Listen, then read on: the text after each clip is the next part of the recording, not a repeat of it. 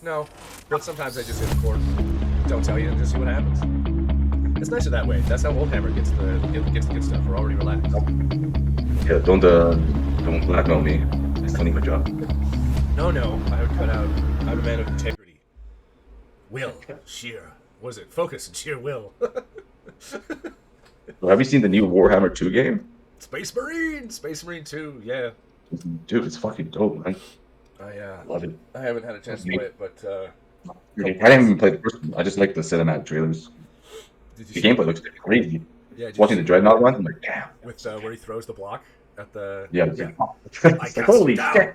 Smash. That's awesome. I love it. Yeah, I love that. Oh man, Love it. it's of course I'm part of all the nerd groups, so there's people getting picky and antsy. I'm like, shut up, it's amazing. I mean, like, dude, like, yeah, pick your battles, man. Like, it could be a lot worse. They can do what like Amazon's trying to do. You know, what's his name? Henry Cavill. Cavill, like I think he's up the project, right? Because like they want to fucking turn Space Marines into females, That's a rumor that's I think sorely unfounded because they said some custodians are female, not Space Marines, but custodians because I don't know, they're built different. And immediately when that came out, everyone's like, Henry Cavill's lost his shit. And Henry Cavill hasn't said it. Oh, if they're talking about like that's just that's different because they're basically like customers. They're humans with their legs, so yeah. So like, but they're a lot bigger. They're a lot bigger than like regular ass human men, right? At least for the concept art, I'm like, dude, they're fucking jacked. They look humongous. First time beside cuts, though, obviously they're gonna be smaller, but like, think less genetic modification and more just Gabby Garcia on trend. Like, yeah. but dude, so therefore they're freaks. They're freaks. They're freaks. And they have the anti-psyker null power in them. But yeah, good combo though. Yeah, when their average height is 5'11" to 6'1" for the females, then they're. Yeah. Your average dude ain't gonna be looking at that one going, yeah, I'll take her. Yeah, I mean, I've seen the swords and the concept art. I'm like, dude, these guys are massive. Yeah, they're butch. Well, they're also wearing power armor too, so gives them a little extra.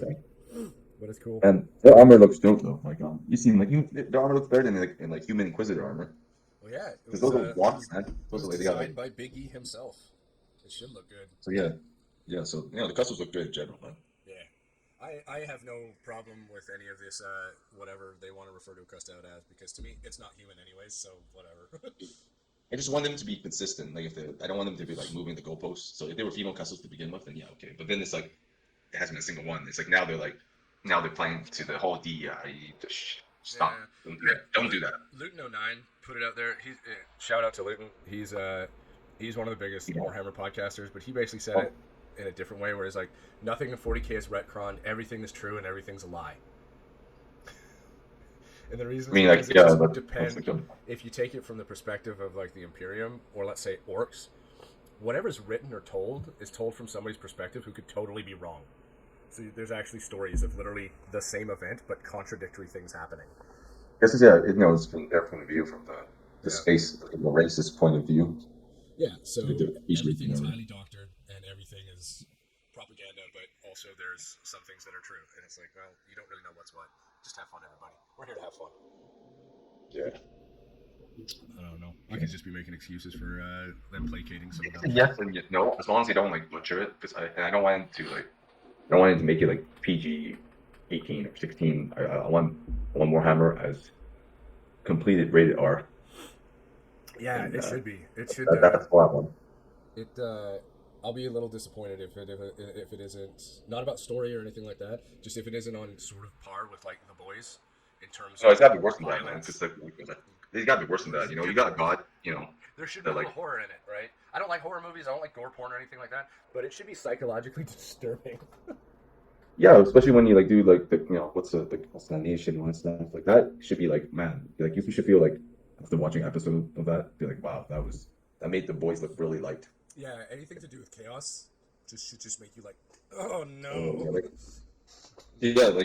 So it has to be like on that vein, because then it just kind of waters down the I guess like the darkness of all that, right? The grim darkness of the far future. Yeah, exactly. That's all we need. There's a good. They don't have a lot of them right now, but on Warhammer TV, there's one episode where the Iron Warriors are in they're rescuing, quote unquote, an Imperial planet that's under attack by Dark Eldar, and all the Imperial Guard on the planet see Space Marines show up. And they're like, "Yeah, Space Marines, we're saved!" And one dude's like, "My lord!" And the Chaos Marine just like kills him. He's like fucking, and it goes through the entire episode. And you obviously as a viewer you start to know, oh, these are Chaos Space Marines. But the ending is disturbing because basically the guards person who was like holding fast and like executes the governor, whatever.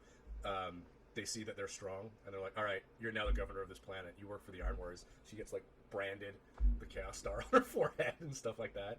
I'm like, oh shit, that's crazy. And it's stuff like that where by the end of it, you're looking at it, you're just sad. You're just like, that's so sad. So yeah, it's like you thought it was gonna be like a great episode where like good overcomes evil, but it's like, oh no, they set you up for. You just traded one evil for a different one. Yeah, for sure. Yeah. Anyway. And then okay, let me. That's our intro. Welcome to Oldhammer. Recap of Warhammer. I don't know. Maybe it is. Maybe I'll cut this and put it on a short. Anyways, you had some topics you wanted to talk about today. Yeah, I had like two. Like I ran by you last night. I was supposed to do a rough draft, but then I ended up doing my finances.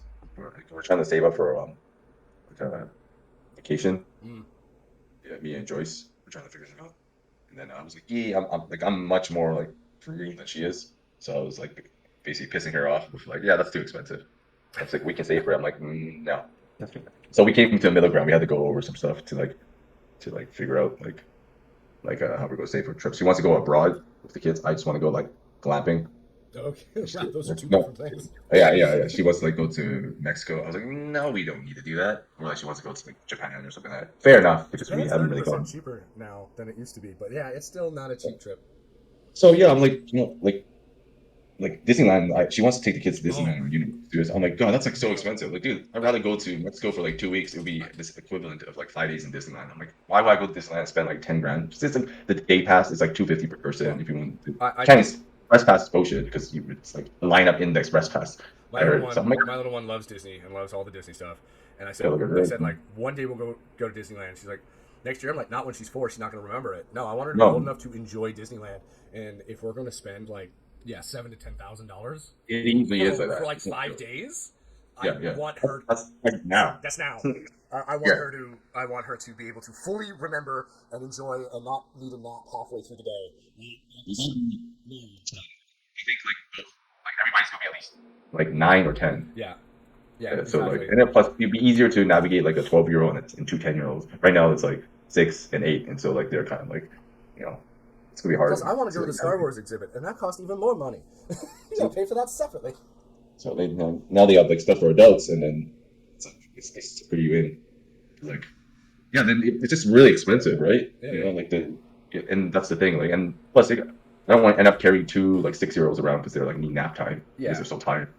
Yeah. We're staying in Disneyland all day to make it worth. Yeah. And you definitely got to get the Express Pass, but even with the Express Pass, you can wait 45 minutes in a line, right? Yeah, and my kids have no patience for that. Like, and neither do I. Like, I do not have the patience to wait in line. I want to, yeah. My daughter's barely 4. She's not going to wait in line for 45 minutes. She barely waits in line 5 minutes to get her cake pop at Starbucks.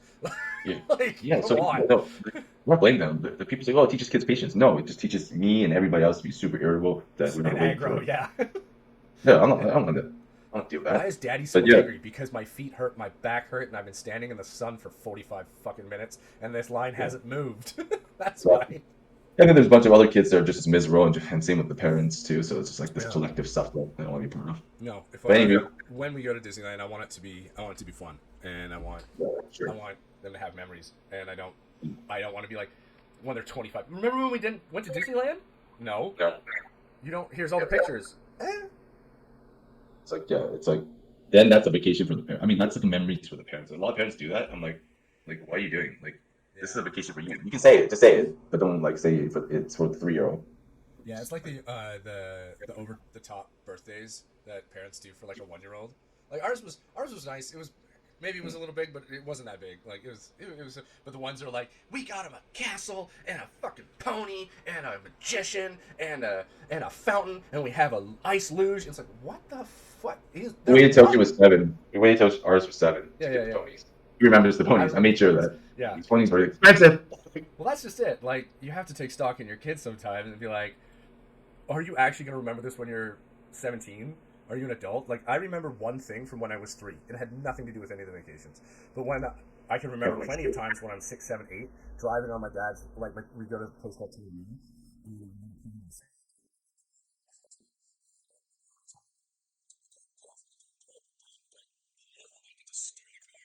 Right? Like, shit like that. But, like, remember the airplane bites when kids used to be able to sleep, on the bottom where the feet were. Now they don't do that anymore. You remember that? They were so lax that people, the smoking section.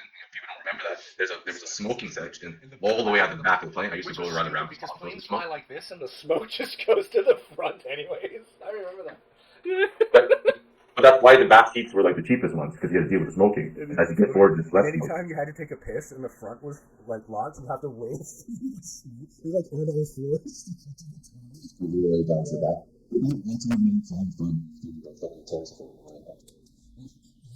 Nothing, not last time. We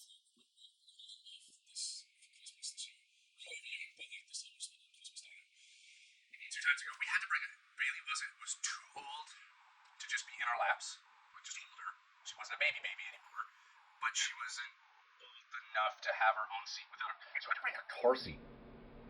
On the plane? Yeah, on the plane. Strap her in, kind of thing. Yeah, I had to buckle the car seat in to the plane buckle. The big one? The whole thing. And put her in the car seat and strap her in. And I was like,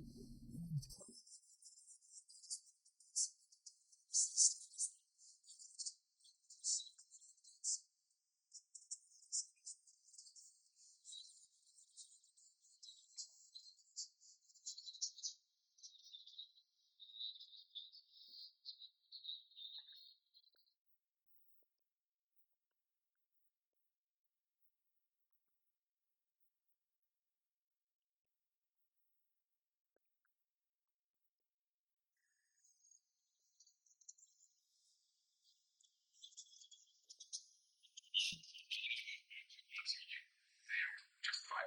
It's just for fun. Yeah. Not just fun. So the real gripes. They are real gripes. They're the old men, getting to the old men gripes. Yeah. Starting to realize how dumb some stuff is. But not Oldhammer. We're here. I'm repping the shirt. I finally got it. Yeah, there it is. And I'm wearing it, and it's cozy. I wear it to class now because it's colder. I walk in wearing it, put it on after. Very nice. Very good piece. Tell people to watch it, and then we can tell stories about them. Yeah. I'll tell stories about people in class. No, I won't. Not directly, no names. But actually, class was good this week. How about the stuff about class? Quick update. How's training been? Have you going off in? What you've been working on, Sarah? I'm going 3 days a week. I've been working more on my guard. Actually, this week I only did 3. Last week I did 4.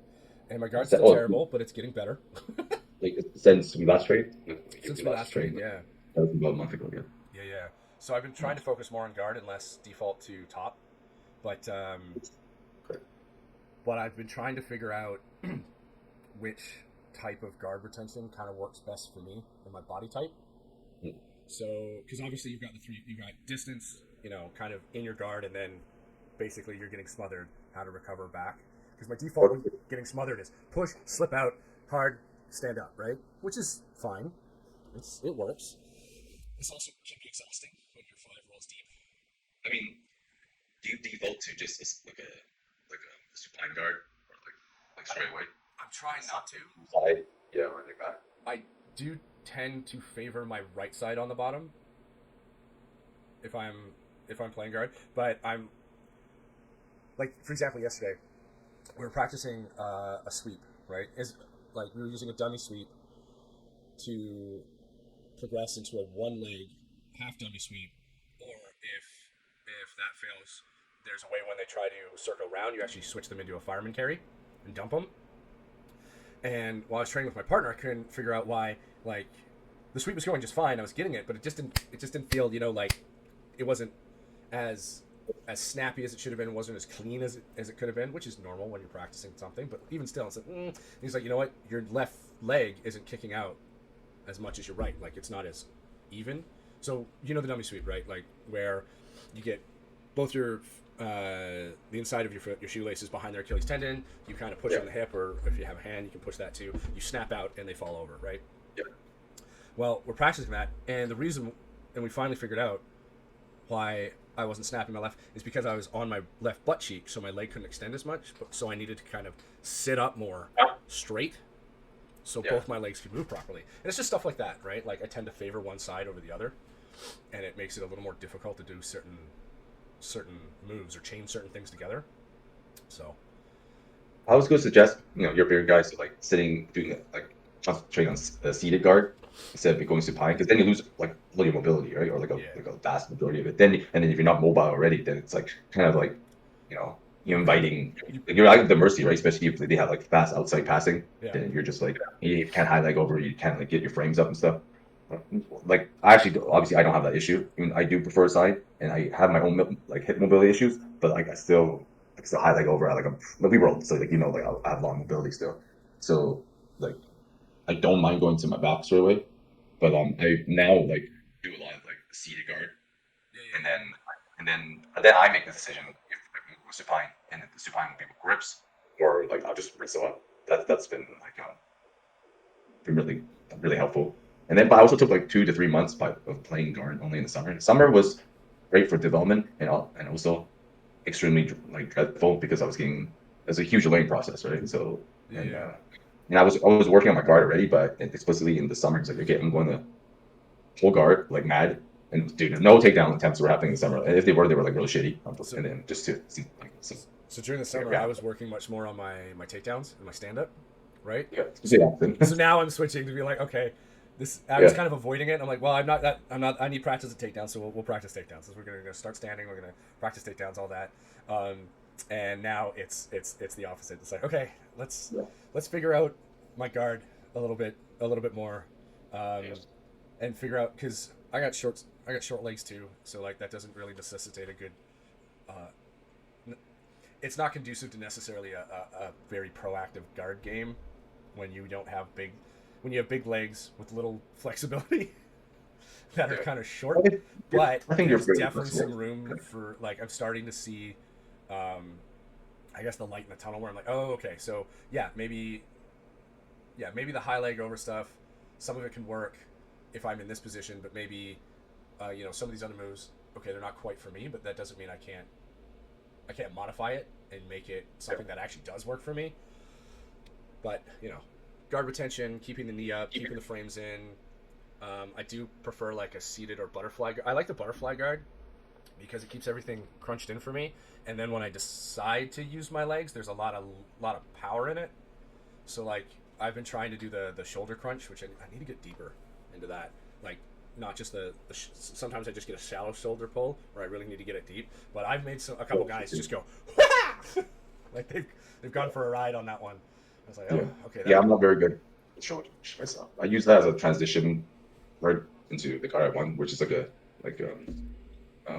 Z guard, or I would do like a aggressive like high knee shield guard, and then I'll play that. Like sometimes I'll play like a K guard, but like I find playing K guard on one side of my head is like on my left side, which is I'm left-handed. I'm like left-footed when I play guard, so I'm on the left hip. Most people are on the right hip, right? Yeah. They're like, So I attack the opposite way. I'm super comfortable in that way. But unfortunately, for my left hip, also isn't very mobile. Now that I think about our rolling together, that you do go to your left. And I have which it actually plays into like it's very advantageous for me because most people like cutting through people's right side, right? So when they're this is the right side, so they're coming towards. So most people play like this. They like cutting through. Yeah. But I kind of guard like this, so they have to think about it. But this is naturally where I play. And it's funny because when we've rolled together, I've never found that I've never clocked, like mentally, I've never clocked. I'm like, okay, I guess I'm just going this way now. Yeah. I don't know what that means. It's just like, oh, fine, you're on, okay. But most, like 80 or 70% people play guard. I'm sure that would confuse most people. Yeah. But then again, I remember I've done a few things in class where I've gone the opposite direction of people because obviously I'm like most people. I default to going that way, especially if they're on the right hip. But people have done stuff, and I've gone the opposite direction. I'm like, I didn't see you doing it. I'm like, I didn't think about it. It just goes that way. Yeah.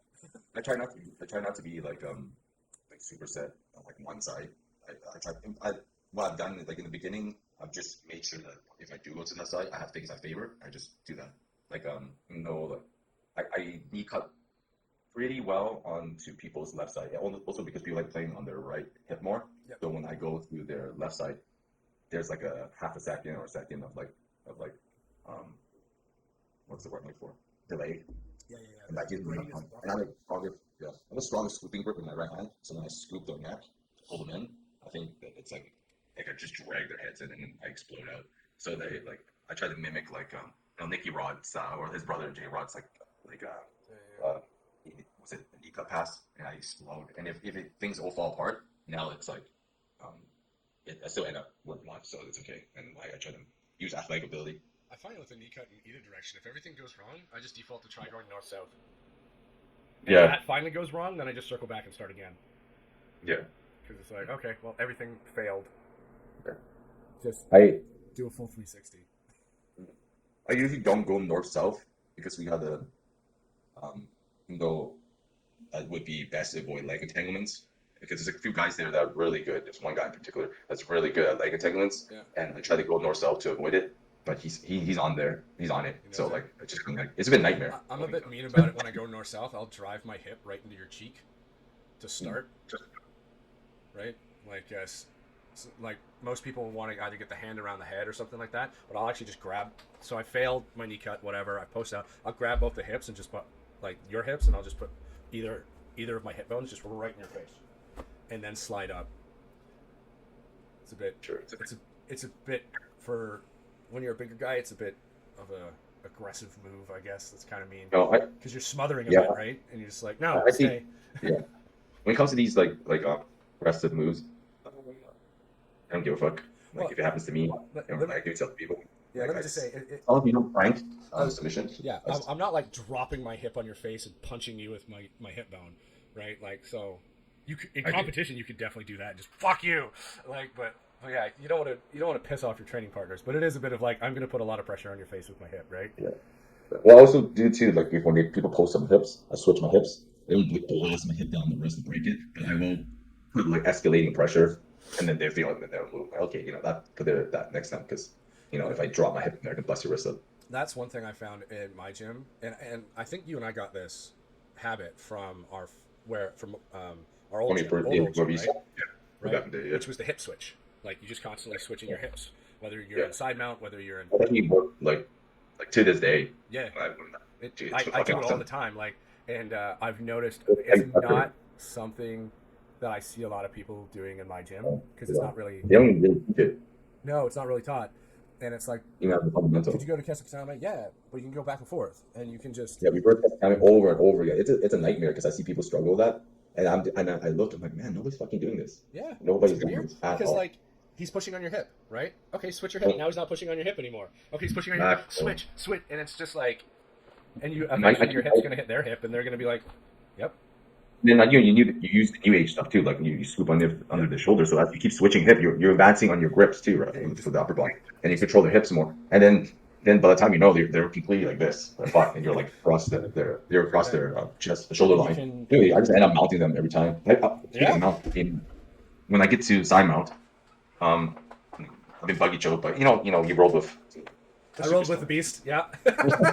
Thanks for pointing him out. He did not point him out. He was drilling over there. This dude comes over and is like, "You want to drill?" And the only warning I had that I was in danger is I heard an Aussie guy say, "Man, we created a monster." And I'm like, "I guess I'm about to get fucked up." That guy is a beast. He's a nightmare to roll with. You're fighting for your life.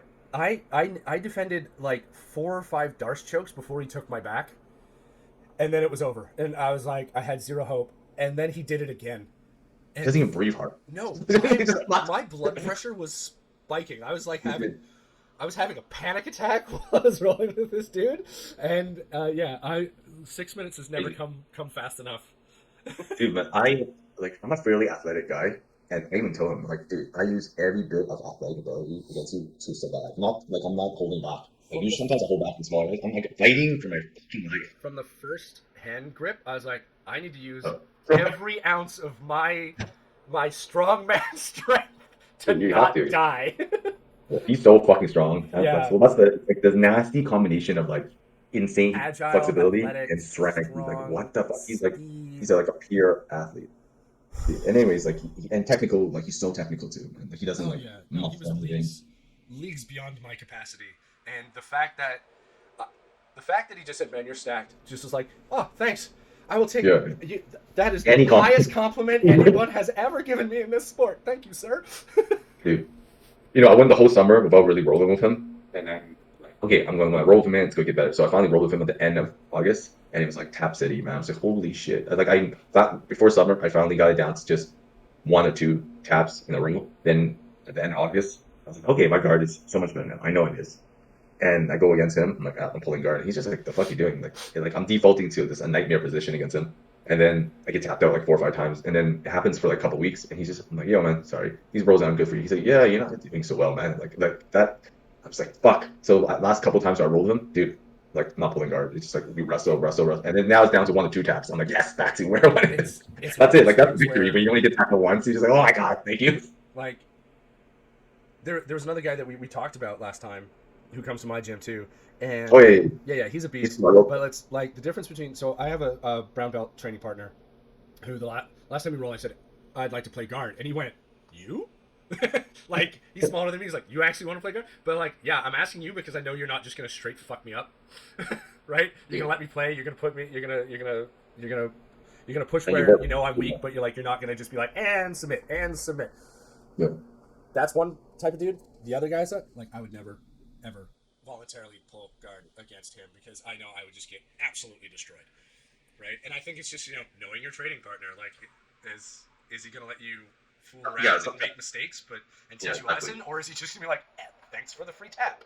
Like, yeah, you have to know who's gonna let you work because some people won't let you work not because they're being assholes, just like they're in a dominant position, just like their A game. Like, why would they let you work? Like, you were dumb enough to get here. Yeah, like we're not experimenting here. We're not. Yeah, I rolled with him too. And I involuntarily played the bottom, but he was in my guard for like 4 minutes before he passed. He's a big fucking guy. When he passed, I was like, okay, frame survive.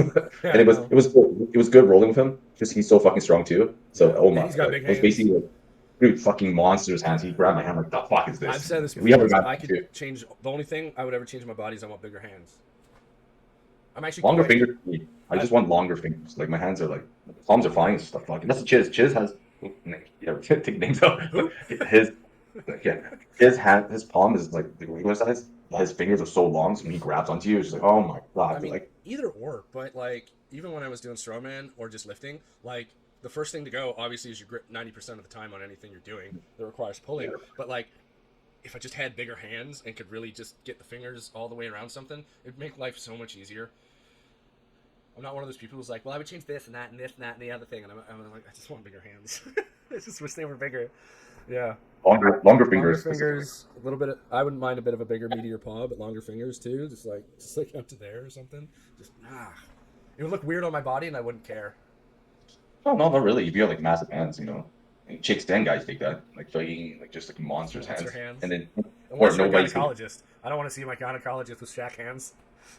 I have a story about that, but it's not for this podcast. It happened to a friend of his wife. We won't talk about that here on this podcast. Fair. Let's just say the gynecologist was like 6'7" and just a monster of a human being. But anyways, he was like a freak. Like he was just like, why are you the doctor? And why did you choose this specific type of medical practice? Oh, dude, like just a tank. Like, that's how we describe. Like, well, as a man, at least he's not my proctologist. Hey, so I'm just gonna take a look around here. I'm like, you're gonna touch my tonsils. Yeah.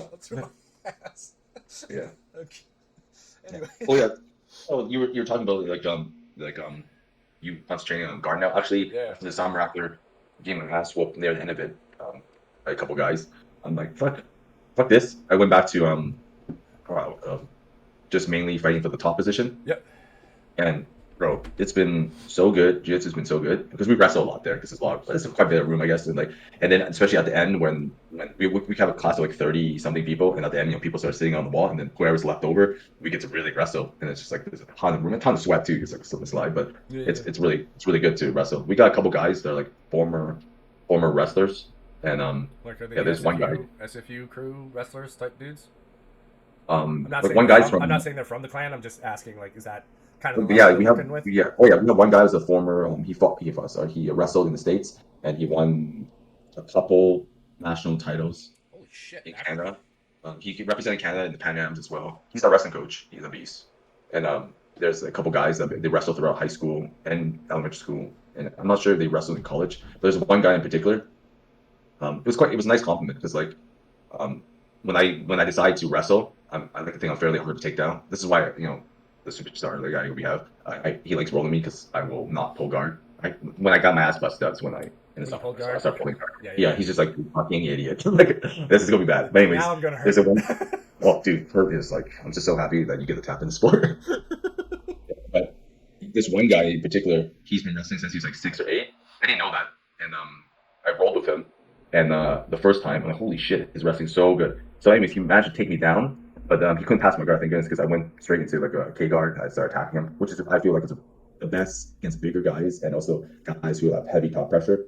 And then I told myself next time when I roll with him, he's only gonna take me down once, which he did last time, but he took me down early, like within the first minute. And the last 3 times you roll, he's either not been able to take me down, or he's only took me down once, and I wrestle back up like pretty quickly, or I'm like attacking his legs. He asked me how long I was wrestling for. I'm like, oh, bro, Couple months. wrestling, man. Like I explained to him, like that's it. I just treat dude, like you have good wrestling, man. I'm like because I've hand fight a lot, right? Like most guys don't realize that against a good wrestler, you're not gonna out wrestle that wrestler. So that's the you have to install his steps over and over. You need to make life difficult for him. That by the time he takes you down, you can do jiu-jitsu. And I look at the clock. I'm like, okay, there's 5 minutes in this row. If he doesn't take me down for 3 minutes and 30 seconds, like we've been hand fighting, at some point, one, he knows he's a better wrestler. Second, he's fucking pissed because he hasn't taken you down. And then you have to, if you're going to get taken down, it has to be in the guard that you want immediately, or it's straight away into a wrestle up. Like he took me down, I was already like reverse Z guard. I was like wrestling up straight away. And then a couple of the guys like who are better than me, they were having they were getting I won't say mauled, but they were struggling against him. And I explained to them how I wrestle is that you have to win the hand fight, or at least stall the hand fight. So we hand fight a lot. And I used to not like hand fighting, but when we started back in Jiu-Jitsu again, I was like, dude, we have to do like Greco-Roman style, like wrestling. We have to hand fight to the death. Like and hand fighting in every part of Jiu-Jitsu or submission grappling, whatever you call it, it's like super important. Like you hand fight your guard, you hand fight top. I mean, like against a better wrestler, you need to hand fight. So I just worked on hand fighting and watching videos over and over again, like just to hand fight, and it's been real good for me. Same concept, but different. Like about the hand fighting thing, it's like so we had a new guy come in, and it was like his 4th class. Right, never wrestled, never done jiu-jitsu, and he was a bigger guy, so I was like, all right, come with me, right? And we were doing some weird leg lock shit, which like for a guy who's never done any grappling, he was sort of picking up, but there was a lot of me like, put your foot here, now move your knee there, okay, grab this. But then we did a roll after, right? And obviously white belt, first 4 classes, you could feel the adrenaline like shifting through him. And after the roll, I remember telling him because like at one point he just I was playing guard. Because I'm like, whatever. Right? Yeah. So I'm like, he's like, how do you want to roll? And I like sat on my butt. I'm like, I'm going to start here. You do whatever it is you're going to do. Okay? Because if we start wrestling, I'm just going to dump you. And you're going to have a horrible day. So I'm like, I'm going to start here. And at one point, he kind of half took my back. But he just like grabbed around here. And all I did was this. And like, he was trying to get a leg guard. I was like, no, fuck off. No, fuck off. Right? Like, stop. And I was kind of, but he was just doing that death grip. That the newbies do. Like, I can't let him go. And after I'm like, man, like, one thing is you got to learn to take a second to figure out where you actually want to be, right? Which is like impossible for a newbie. Like, they don't know where they want to be. It's like that's one thing you need to do is like take a second, figure out where you want to be, because there's no way you were getting those hooks in on me from that, right? And 2, you can let go. Like you can let go and start hand fighting, right? Especially if you have the back, because if I'm worried that even, like, maybe I'll come forward to try and get away, maybe I'll try to turn into you or whatever, but, like, if you're just holding me in this death grip and not doing anything with your hands, your arms, we're just going to sit there. Right? And, like, that's the thing I've noticed a lot more, even when I've taken the back, is there's a lot more, like, shifting of the hands until you can get what you need, right? And it's exhausting. Another reason why I want bigger hands. Right? It's not gonna happen, buddy. Come on! What if I do HGH directly into my palms? Don't do that. That's stupid. Your forehead would just get bigger. There we go. You just look like I already got a bigger eventually. forehead. Thank you. No, just get the eyebrow ridge, the Neanderthal ridge, Oh yeah, with the heavy, like like the Geico. Was it? They used to have the caveman yeah, in the yeah. commercial. No, is it Geico? No, no, It's that's the lizard I think they or swapped to the something. lizard. I think the original was the caveman. Like And then it's the it was something to lizard. do with their online purchasing. It was like so simple, a caveman could do it, and he always got offended. Oh yeah, it's like Right? hey, yeah, that basically yeah, Yeah, like a yeah. Neanderthal. But anyways, like yeah, I agree with you. The hand fighting in every position is super important, and it really like it buys you time. Like even if you're behind on the hand fighting, like if you don't have any hand fighting, bro, it's like terrible. It's like terrible. Like you're at the person's mercy. Like you're just waiting to get tapped out or just get dominated. And so yeah, like I think that's the part a lot of guys miss out. Hmm. Not just like not old school guys, but like guys that like us getting back into it. Yeah, I think like it's only been like a year. Like, It'll be a year for me in like 2 weeks or something. November 1st is my first official job. I'm not counting the 6 months that we trained once a week.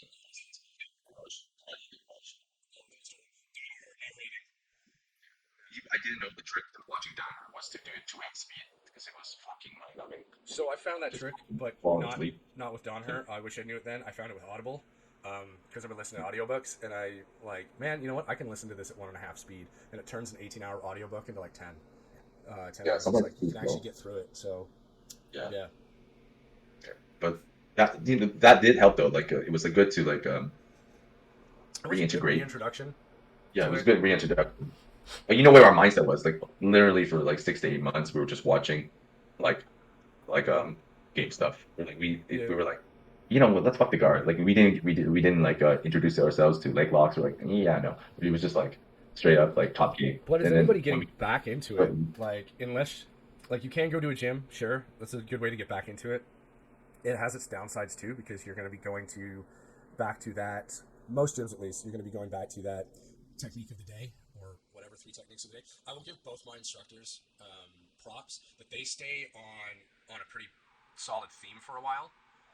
Right, so you're not just, some gyms just do technique of the day. I was thinking of this, so we're gonna do this armbar now, and then you go, and the next day it's like, okay, we're gonna do a weird leg lock, and you're like, my brain has not even processed what we did. it's not Now we're gonna do systematic. something totally There's different. no proper curriculum and stuff like that. There's no curriculum, right? Because Yeah. you have to see like as a general curriculum and stuff. And so that's been really uh, So yeah, that, helpful. that that I'll give my instructors, my professors props to, is they stay on theme, right? And they have their own theme. So if you go to one class, he's got a theme that he's working on, and you go to a different Yeah. class, he's got a theme he's working on. But at least you know what you're gonna get for that week. You're like, yeah, Yeah. we're gonna review this, great.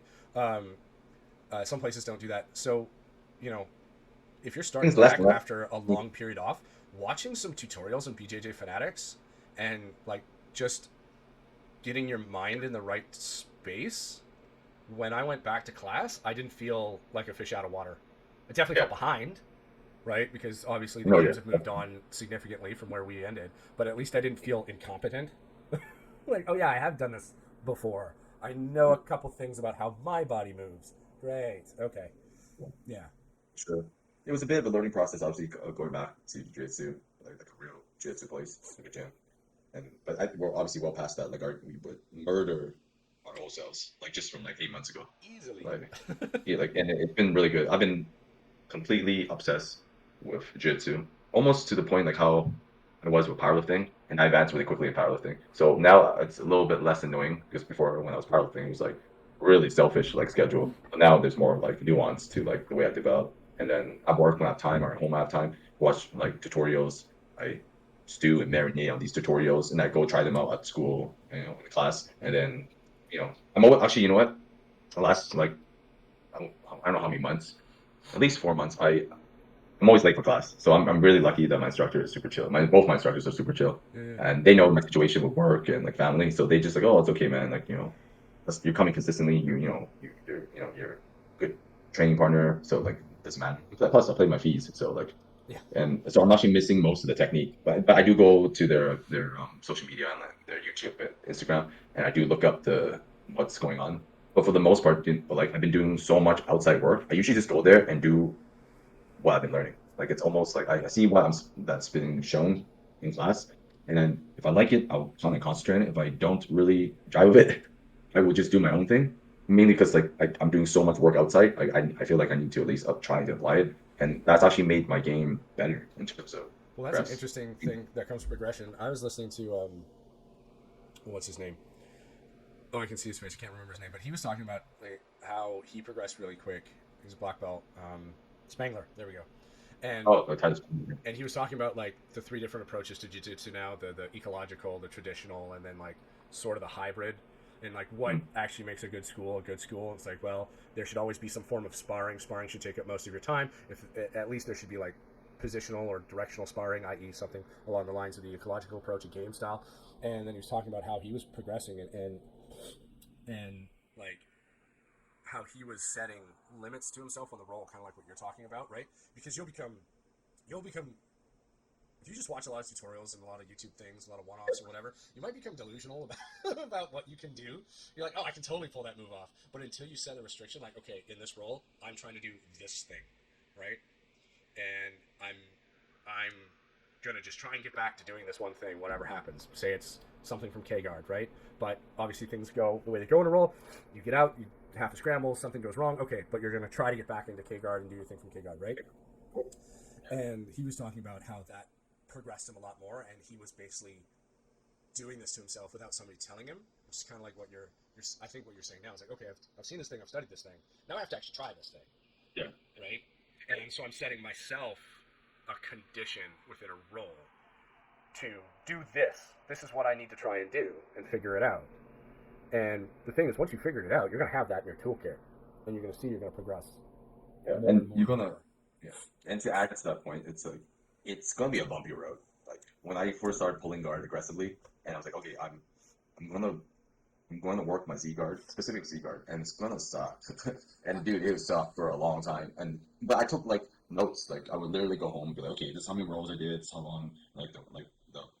The rolls are almost always 5 minutes, but like be like anywhere from 6 rolls to like 8 or 9 rolls, right? So then I put notes, and then it's like what I did well today, who the level of guys that like I went against, what, and then I'll write like, okay, I was successful doing this, but when I went against this guy, shit felt hard. And then I'll put like, I'm like, why? Then I'll go find out the why. Well, I get the answer like within a couple days. Now sometimes it takes me a couple weeks to figure out why. And I ask people to ask my instructor, ask better guys. Circle it and then figure it out as you go. Like if I can't find the answer myself, hopefully like. Well, that's what your instructor is there for. Hopefully they can provide some insight. Or the guy you rolled with. Like the guy you rolled with, I'm like, hey, like I was trying to hold you like this. I was framing you like this. Like what was wrong? They would be like, well, you were framing like that, but like I did this because like I saw this and et cetera, et cetera. Then you figure out, and you've got good training partners. They will like oblige you and give you like why was happening. So every time I roll and someone asks me questions like, oh man, I couldn't stop you, I'll be like, okay, after the roll, or I'll quickly tell me, yeah, don't do this again because like you have no frames. This is bad. Like I know you like going here, and this is terrible, and for you to do, or like fundamentally, like I could just do this, and then you have to switch up. You can't force yourself into this position, et cetera, et cetera. And then after class, if you're at like good place, like you train at, you can always ask people questions if they have the time. Sometimes people rush out of there, and then you ask questions, and then it takes months. That's like going to school. Like I said in other episodes, like if you treat jiu-jitsu like you go there to class and you think your instructors are going to have the answers all the time, like from your style, like your game, the development you want, you're really setting yourself up for failure. The jiu-jitsu should be like any like style post-secondary or even high school. Like you have to put in the work yourself. And then, but the great part about jiu-jitsu is like you're not getting tested on in the sense of like, you have to pass this final, you have to pass this midterm, you have to get a certain grade. Like you have the luxury of like experimenting. It's more like a lab. And then if you don't treat your roles like I have to win, more like you did a test day, you failed. It's like a scientist, it failed. Like why did it fail? And then it really can do that. So enjoy the process. It's not to be tap out 20 times, but then you can be like, why did I get tap out? Like fundamentally, why did you get tap out? It's like, and then you find out slowly you find out what you feel. I've always tried to reframe people's, even my own psychology around what failure actually is. And to me, I find this failure is quitting. If you just give up, that's failure. And sometimes you have to let go, but that's different. That's not quitting. There's space in my life that is no longer too hot. Okay? Whereas quitting is, I'm trying to figure out, like you're not worthy, you're not capable, so I'm going to give up because you really can't do this. That's to me the only sense when you truly fail. Everything else is, and I love the way they've, there's some side, I forget what his name was, but it's like, it's, I have not yet found out how to succeed. that's what that type of failure is. It's like, okay, well, I failed in this role. No, you just haven't learned how to succeed yet. Like it's just a nice little reframe. And I think when you think of it that way, the progression will make more sense. Because we're not good, right? We're just giving up. And just haven't figured out how to succeed yet. And I know it sounds cheesy, like just hang in there, cat posters, but it's a slight difference between like, I'm not good enough to be with these people. I feel terrible. I'm going to quit because I'm not going to do this anymore. That's failure, right? If for some reason it's a really progression, life happens. You just got to think, okay, maybe I have more time to go to class. It's just revenue, but that's not failure. Audience prioritization. Failure is when you just go, there's depression along with it, there's fear involved in it, and then you just give up. That's failure to me. Because the only person you can truly fail is yourself, right? You fail everybody else, you fail yourself. But as long as you abandon this, as long as you fail, that's what works. We're possible. Right? You're not a better one, right? You're not working with them. That's not failure.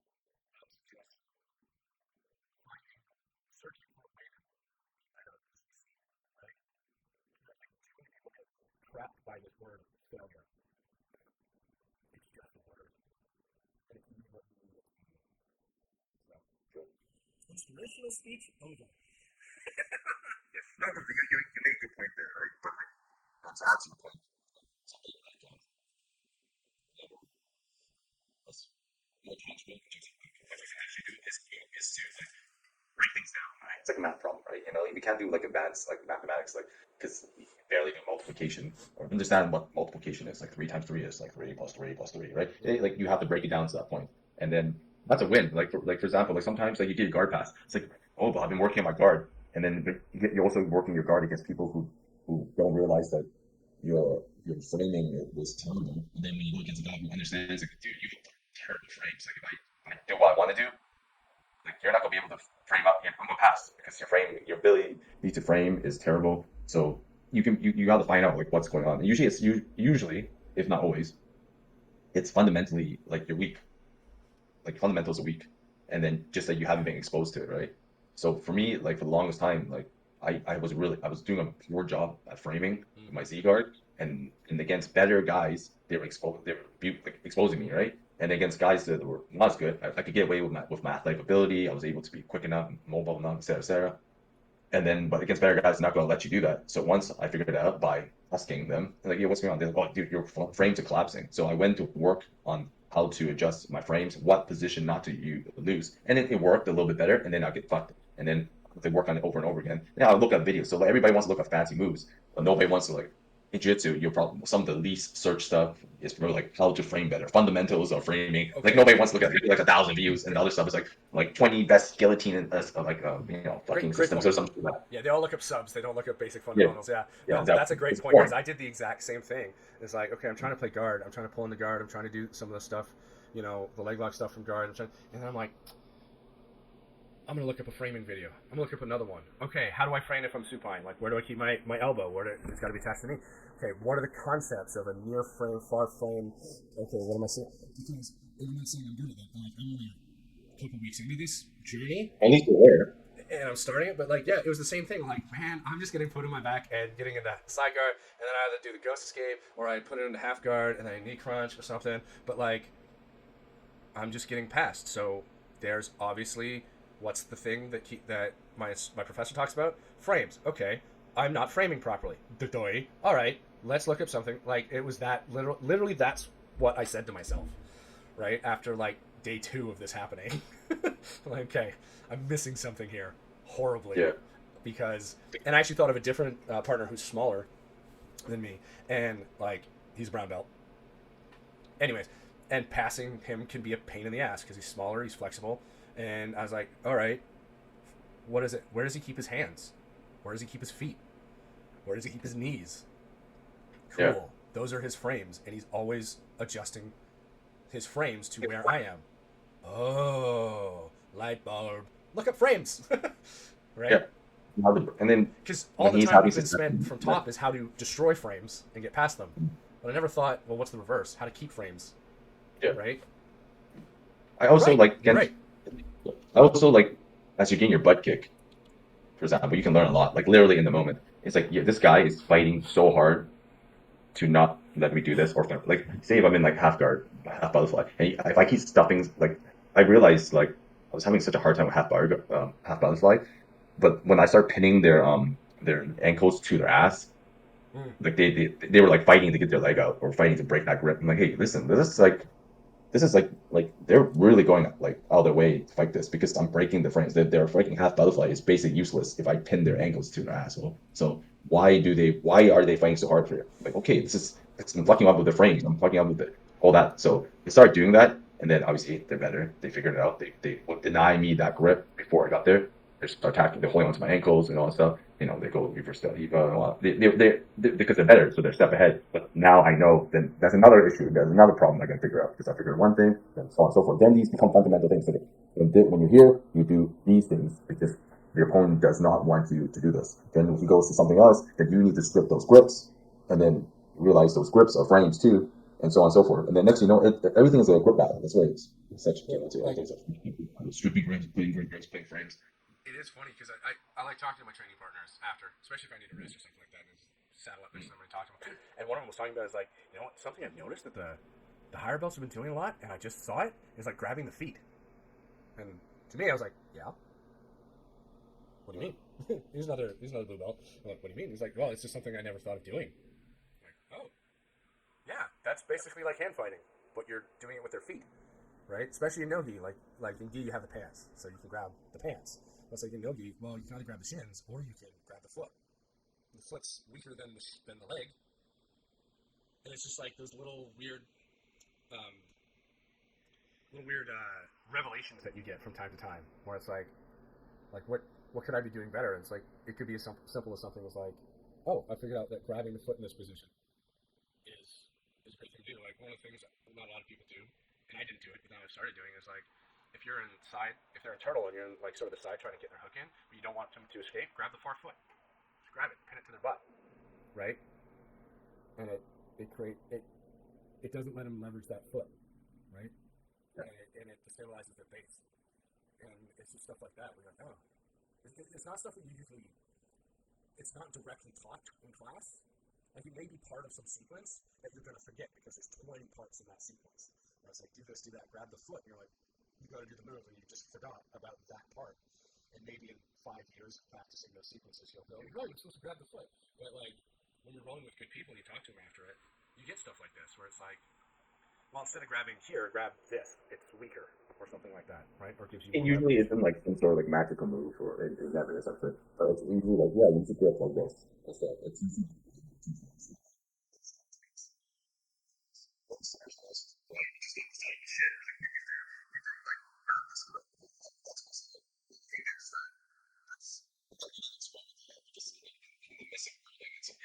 This is like intuitive until you make a conscious effort to know it, and then it becomes intuitive because you keep on doing it over and over again.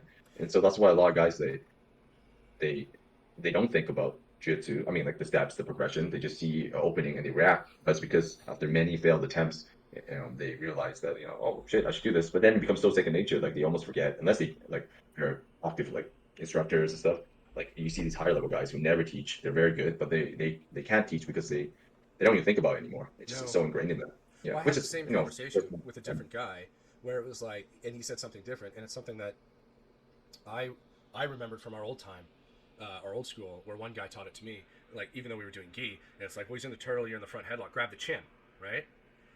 And so I never thought about it for a long time, but when I'm in the front headlock, like, and I'm doing it, one of the things I'll do is I'll grab the chin. And he's like, well, I was wrestling with this or rolling with this other guy, and I just noticed he always grabs my chin. And again, to me, I was like, yeah, and of course you should grab the chin. Like, you don't have a lot in the front headlock. You've got two shoulders, underhooks, and there's not a lot to hold on to. Grab the chin, right? It's there for you. And it makes them worry about whatever's going on right there, right? But you're absolutely right. Like, it's not something that's necessarily taught. So you have to experiment, and eventually you'll figure it out. But, like, you got to just try. I think it is taught, but it's not taught in the sense like it's taught in the sequence, but I think a lot of times people, like you go to class and your professor can only do so much. Like, even there's a curriculum, like, okay, these are the important things you need to do. Things get lost, right? You forget, you look at the movie, like, oh my God, like, fuck, how am I gonna do that? You're just worried about, like, not looking like a complete ass, which I've, like, basically, like, I've mentioned this a few times, I'm like the worst at drilling. Like, especially if I see a move, I, and I, then I have, like, I don't I've think you're had the an worst thought at about it. drilling. I think you're just you're better at live drilling, or Much better intuitive at drilling. drilling, rather Like, than if sequenced drilling is what I call it. Yeah, the first time I saw like an inversion, like when the guy steps outside and he's passing and you invert in the knee between the legs, I was like, what the fuck is that? There's no way I can do that. Then that day when we were rolling, I just did it. I'm like, oh, I Well, just, it's the funny. less I think about things, the better I am. So basically, I'm a meathead. It's like, oh, see I legs, was invert. I It's was just doing easier that way. I was doing inversions the other day too, and I was like, oh man, I can actually do these, if as long as the guy's standing. Like, Yeah, yeah, because there's one where it's like, well, if he's got one knee up, you can do the same inversion. I'm like, I don't know if there's physically enough space for me to get through that space. But like because the other guy was a big guy too, he's a purple belt. But when he stood up, I'm like, oh man, I can actually do this. Yay! I mean, like you have to. The best way to learn is like that positive reinforcement of just doing it, and then you didn't get fucked up. You're like, holy shit, it worked. And then that's how like I started inverting. Like the one time I decided to do it, it was just happen chance. Like I'm like, oh shit, I was successful. And then and then I got fucked up a whole bunch of times afterwards. But But then all the you whole need point is is that I one. knew reality. I could do it. And then I got into leg locks. Now, the last time we trained and like you know the other times we talked, last few months, like all I think it was leg locks, like I invert into leg lock and over, I sweep up to the top, that kind of thing. But I always throw in the leg, and before I was like, nah, I don't want to attack the legs. I don't really want to invert. Now that's all I think about when I'm in guard. It's like, oh, take your leg home, and if I can't, then I'll sweep you. Fair enough. That's the thing. Yeah, and then it's been really good. I think you just have to fall in love with a process and find some positive reinforcement through it. And the best way, I think you and me have the luxury of not being like white belts, so we can just beat up on white belts. That's what I do. I'm like, you. Like, and then you can tell, like, oh shit. And I'm one of the bigger guys. I'm not the biggest guy, but I'm about 200 pounds. And the average guy is probably like 170, 185. And I'm not fairly like athletic, 200 pounds. So like, I'm able to like, rolling is easier. Like until I get to like the guys who are a lot better, or like the guys who are way bigger. Yep. But then like it was yesterday, 2 days ago when I was my last train. 2 days ago. It was Friday. I got to class late, as usual. There's always jokes with me about arriving like late. And I go there, I basically do a bunch of air squats, crack my back. I'm like, I need to warm up. And I see some of the better guys like, nope. I got to the point where I know my teammates, I'll just deny rolls, like, no, no, no, no. Not you, not you, And then not you. they know, they're like, I'm not warmed up. I always use my age, and it's true, like I'm older, so I have to like warm up You gotta adequately. warm up. Your body Yeah. hurts. So how I warm up is I pick on somebody worse than me. I hate using the words, just not as experience, just There not you as go. like, learned as me. And they're smaller than me. I'm like, I'm just 140 pounds somewhere here. They're like, how many rows have you had? They're like, oh, two. You're perfect. You're warmed up. I mean, okay, let's run. And then there's always some eager teenager that wants to warm up that's like 140 pounds, 150 pounds. And I just roll. And then I'm like, okay, we'll wrestle. And I always wrestle first just to warm up your body. Yeah. Either I pull guard because I'm bigger, or I just drag them to the floor. Or they just oblige me and they just pull guard. I'm like, yes, this is perfect. And then I warm up like that. And then I work on the things I want. I'm like, okay, well, I can probably get away with this, and these are the things I'm working on anyways, right? There's a couple things I'm always working on. I just go do it, and then I know if like if I get fucked up, I get fucked up, but it's okay. Like that's the whole point. I know, and also it's a safety that's built in because if I do fuck up, I know I'm good enough to like get back to where I want. So that's the whole point. It's like choosing your battle. But I feel like if you're like a 2-star wipeout, or 1-star wipeout, you don't have this luxury. You have to go through the You just have beatings to pretty get badly. beat up. Yeah, as a 0-stripe white belt, you're like, I know absolutely nothing. As a 2-stripe white belt, You you go against a higher belt, you're just like, well, I'm gonna try to survive. And Yeah. they're gonna practice on me. I'm a punching bag. It's fine. Yeah, for sure. I think like we were in the unique position that we had some pretty solid fundamental skills from Jiu-Jitsu all those years ago, and we came back not as a complete white belt, and that really it's I won't say cheat It wasn't code, a cheat but code, but we also had a thirst for knowledge about this. yeah, We wanted to know more, and I think that made it a little bit easier. Like physically, not yeah, easier because the body does hurt, but like yeah. psychologically, it made us a little more resilient coming back in for Oh sure. yeah, for sure. Because we know like we've been through the suffering, so it's not like the suffering is new. It was a long time ago that we had to Yeah, go through that it's like suffering. when I was getting But a I'd say Ezekiel choked, we're and more dedicated now and we go about it in such a healthier way. And it's a funner way of training now. Like training's fun. Like some days, it's stressful, but like or weeks even. But for the most part, it's fun. I look forward to training. I look forward to experimenting the things I can do, and I don't go to win my roles anymore. Even sometimes I go against guys I know I'm better than, and they beat me up, or they just stop me from doing everything I want. But I don't get upset. I'm like, oh, okay, like they're getting better, which is good. They have found out to a way to stop what I want to do. So what should I do? It's just basically a lot of questions asked. I even I got a journal, I write down like, oh, why did this happen? And I go about, and even if I don't find the answer for like 2, 3, 4 months later, as long as I'm constantly looking, You're pondering. it becomes like you become inquisitive. It's fun. And I used to never understood when people say, "Oh, jiu-jitsu is like a game." I'm like, "Oh, this isn't a game. This is a fight to the death. We're breaking limbs." And I still feel that way. But in terms of the progress, in terms of the process of getting to get to that Gamify it. You can being this gamify it. game, yeah, like the progress is gamified. The progress is just fun. I before it was just like moves. Okay, it didn't work. Fuck, motherfucker. Like you get so upset. Now I'm just like, oh, today was a terrible training session in the sense that I got beat up, but I kind of know why I got beat up, so I don't beat myself up. Better about what you can do next time for sure. Yeah. On that note, I think we're gonna have to wrap this one up. Okay. We're pushing almost an hour and a half here, so keep progressing, make it fun. Like, subscribe, hit us up, and we'll keep you out on the merch. All right. All right. Good. Okay. See you next time. Appreciate y'all.